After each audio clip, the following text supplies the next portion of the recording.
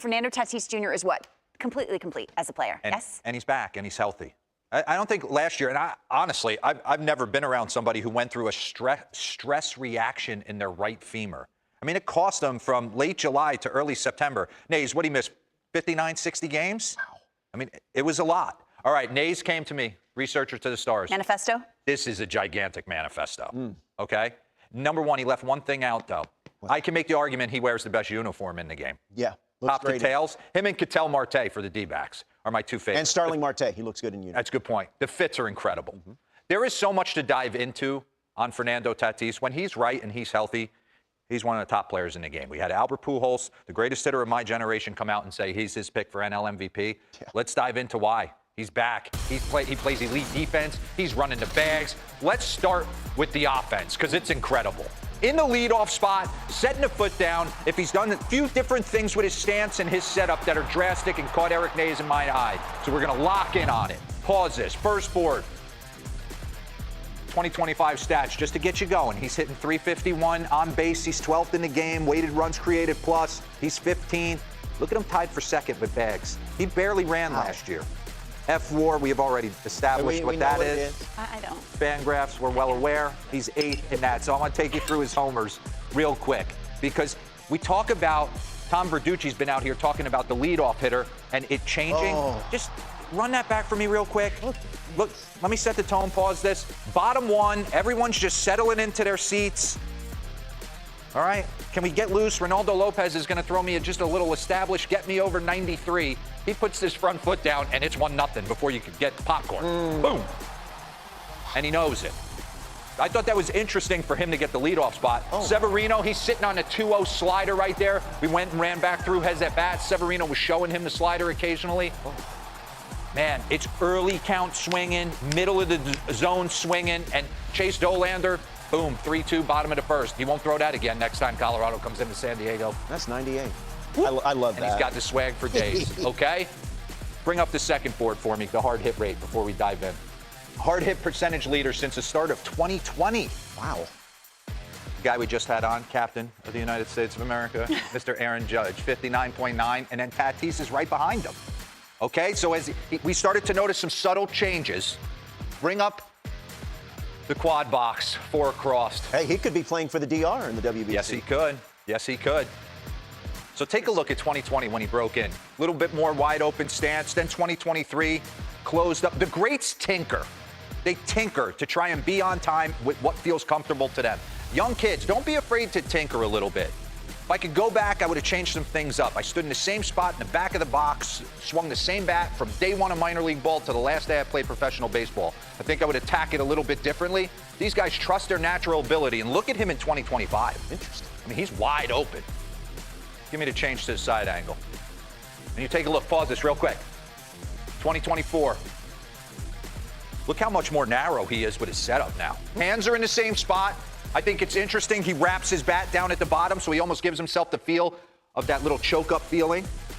But the top half's very much the same. Run this. Pause. Leg kick's gone. We talk about this. You hear a lot of people get into it online. A lot of coaches talk about nothing can happen before the front foot hits the ground. And there's guys that want to discredit that. It is the truth. At the end of the day, that's why guys get into a two-strike approach. Albert Pujols never moved his front foot. The foot in the air, you can't do anything with. I'm all ready to go. He simplified it. Watch this. He just sets the front foot down. He's taken out some of the leg kick. Now, if he goes south, don't be shocked if you see the leg kick kind of resurface in July when he's not feeling great. Gorgeous swing. Pause this. Bring up all the boards of the differences in his stance. Look at I thought this was interesting. We know Devers has got the most open stance in the entire game. I mean, he's standing like this. You got Ozzie Albies more of the same, but look, I mean, to get on that board, you made a concerted effort in the offseason to want to open the hips, see the ball better, whatever was working for him to kind of just set this down and simplify it, it has worked. Give me the next board, please. Distance between feet and batting stance last 3 seasons. I love that we have these metrics now where you can really see where these guys stand in the box and how wide their feet. I mean, look at him narrow up. 18th most narrow stance in the big leagues in 2025. I think that's super interesting, right?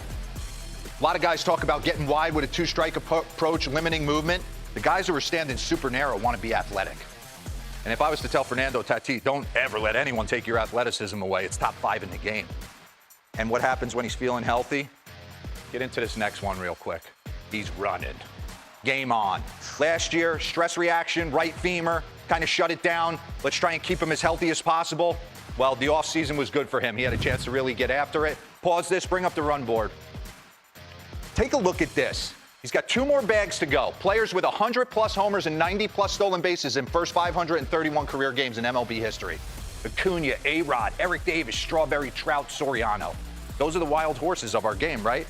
Tatis, 531 career games played. He is right there, and the bombs are bigger. And they're significantly bigger. And what else to end it? Total package. When this happened, this is one of my bigger whiffs on Central. You didn't like this? I didn't love him moving to the outfield. I thought he was going to get bored with it. I thought he was going to have too much time to sit out there and think and stew. I couldn't have been more wrong. He is engaging the fans. He's one of the best defenders in the game. He's got an absolute bazooka to the plate, and his DRS, defensive run save leader since the start of 2023. Man, Dalton Varsho, wow. Are you like 16 guys out there? I don't understand that. But Brenton Doyle, 31, and then Tatis at 29. So hits for power, puts fannies in his seats, interacts with the fans, got a cannon, steals bags. I mean, what's not to like?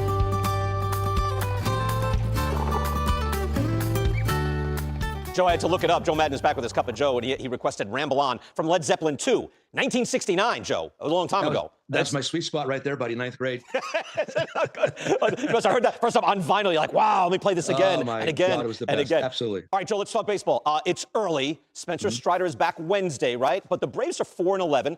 They're also a full year removed from that historic offensive season. So what level team are the Braves? I think they're still a playoff level team. I think it's really early. When I was faced with these kind of situations, I would try to convince the guys, let's make up 1 game per week. And after a month, they're right back. I think there's 6 games back out right now regarding the first place team. That's not a big deal, but you have to go into it with the right kind of an attitude. It just doesn't happen overnight. It's like a guy that's hitting 220, that's a 300 hitter. He's not going to be hitting 280 by next week. You have to be a little bit more patient with your process. So I would try to convince the guys, pick up 1 game a week. After a month, they're in pretty good shape. Okay. Also in the I know it's early category, we're just talking about the Dodgers. They've lost 3 straight series, though. That's real, to the Phillies, Nationals, Cubs. I always hear teams judge themselves series by series. So, while you might be saying, and most people say, please, it's so early, it's the Dodgers, that is less than impressive, right? It is, of course it is, but I'm going to say it, and I don't really mean it exactly literally, but they're kind of bored right now. I think coming off everything they've done last year, I think the way they started in Japan this year, they were the Beatles on tour. They come back and you're playing in April, May. It's just that the juice isn't quite the same as it is in the latter part of the year. Yep. They're going to keep getting guys well. Their pitchers are going to pitch great. Guys that aren't hitting are going to hit well. I just think it's one of those moments that they're just going to stay with. They probably kind of like hit among themselves in the clubhouse whenever they hear these kind of things. But they'll get that. It's almost maybe a good thing they're getting their butts kicked a little bit right now, because I really think I've been through it before. A team that's been that good that long, short off season, have to report to start the season early in Japan. I think there's a sense of baseball boredom, but they'll get beyond that. I'm glad you put it into words there. I'm glad you brought up the psychological team identity thing. That, right, they're a traveling show, right? They're in Tokyo. They're huge. They're big box office wherever they go. They have issues on the baseball field. You always say, let's put up the board, their defense and the base running for the Dodgers. It's not good right now. Here's a Joe Maddenism. Keep the main thing the main thing. And here's a stolen a BSR is where I'm at. Tied for 20th in base running runs. All right, it's not bad. It's just below league average. Fielding run value, though, they're -5 already, 29. So the base running and defense, where they out-baseball-ed the Yankees in the World Series, famously, they're not quite that team right now. Does that change, Joe? Is that what they are right now? Well, they might have to move personnel. Listen, I love Mookie Betts. I really do. I think he's one of the best players I've been around. But I just don't see him as being that middle-of-the-field kind of a guy. And I haven't really watched them. Obviously, look at Muncy's throw right there.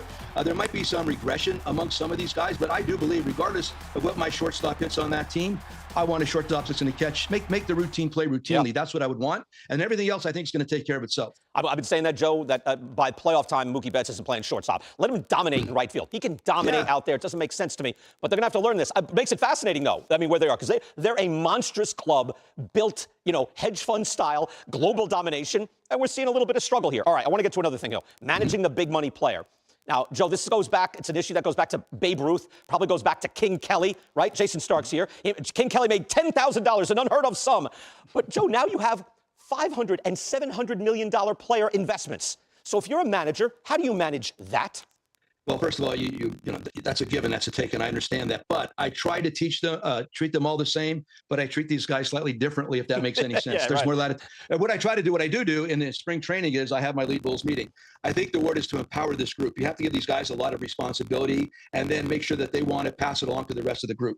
I think empowerment over control is the answer to these situations. I never want to control these guys, ever. I don't want to control anybody. But the more you empower this group to really be in charge of that clubhouse, nice talk about policies, not rules and regulations, but make it be of their own words. Because I don't want to use, rarely use the words I don't care, but it really doesn't matter to me how this is all set up, as long as it's whatever we do set up, it's being enacted. So I think when you empower this particular group and listen to them, make sure you listen. Just don't push things aside. They want to be heard. They want to stretch their muscles in a sense regarding leadership. So let them lead. And I could easily stay in the background. To me, when it comes to the big money dudes, make sure you listen and kind of empower them in the clubhouse. Well, you didn't really have that because in all your years, right, even from Tampa Bay famously, you know, no big money guys. Right.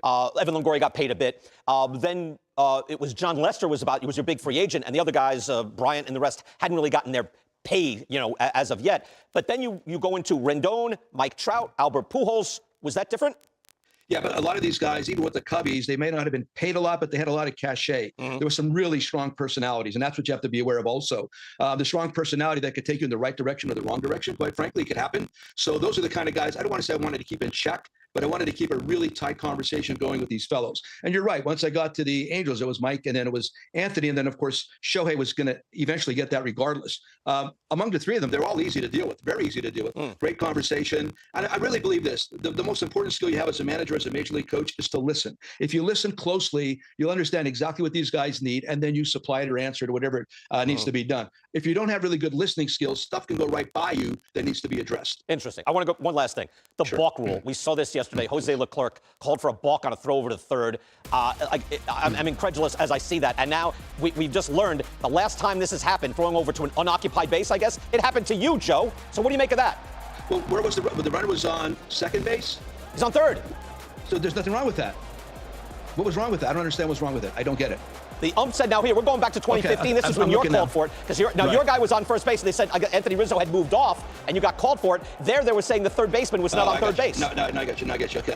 Yeah, but there's also a play that occurs like with the first base when he would bluff in You got and then thrown come out, back Joe. to the base. Of course I did, because it's a bad call. I mean, see, here's the problem with the balk rule. A lot of these umpires don't really understand what a balk is. I swear, love the umpires. We had a great time together. Obviously, you saw it. But that was one thing I always complained about. They really didn't understand totally the balk rules. Yeah. Even when a guy would break his front knee, run those back, break his front knee and throw to first base, they used to drive me nuts. Whenever I had teams that could steal a bag, I was really on top of that because I knew the umpires that understood it and those that did not. That's excellent. I was going to let that land. Yeah, right. I was anytime you have to examine, did he do this? Did he do this? It makes me nuts. But then thrown over the third when the third baseman was just like a few feet away. Wrong. Wrong. Makes no sense. Great stuff, Joe. Again, we'll talk mega contracts and aircraft carriers in the future. Ramble on, buddy. Ramble on. There you go. Joe Matt. Thank you, Joe. We'll make that happen if we keep doing that. Maybe someone from Led Zeppelin. Maybe Led Zeppelin, they'll concede. concede. There you go. Thank you, Joe.